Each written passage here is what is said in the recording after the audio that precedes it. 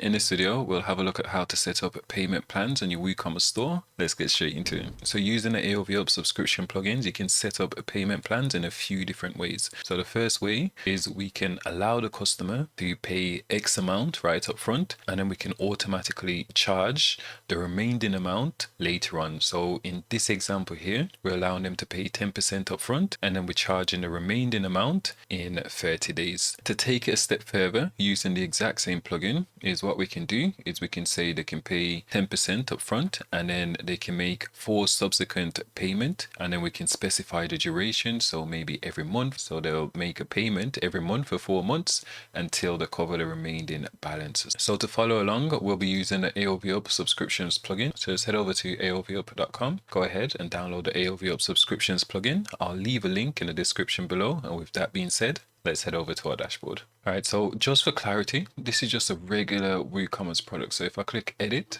right, it's just a simple product. So it's not a special subscription product or any sorts like that, right? It's a simple product. And then all we're going to do is we're going to add on our payment plan. And to do so, we'll head over to AOV Up and then subscriptions, right? We can go ahead and configure a few general settings here. I'll leave a link to our subscriptions playlist on screen so you can go ahead and learn more about all the general settings. All right, but we're just going to go to customization, and we will customize our add to cart button for when it's a payment plan product. Instead of saying pay deposit, we'll just say subscribe, right? Or even sign up. So you just name it accordingly. We'll just hit save changes. Okay, and now we'll navigate over to payment plans. Okay, so I've already created one beforehand, but we'll go ahead and create a new one. So we'll click create new plan. Okay, and then we'll name our subscription plan. It's just for internal purposes.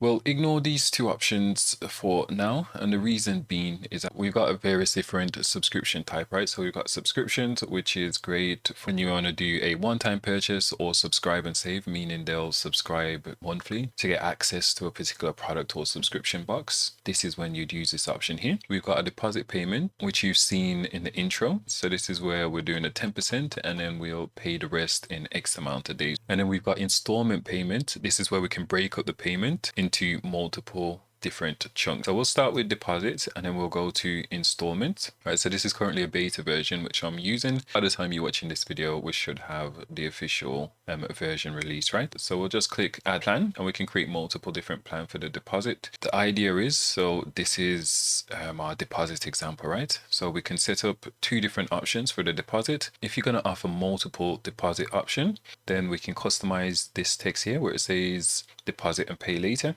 This is this frequency text here, right? So we could say something like deposit and pay later. In this example, though, I'm just going to do one plan.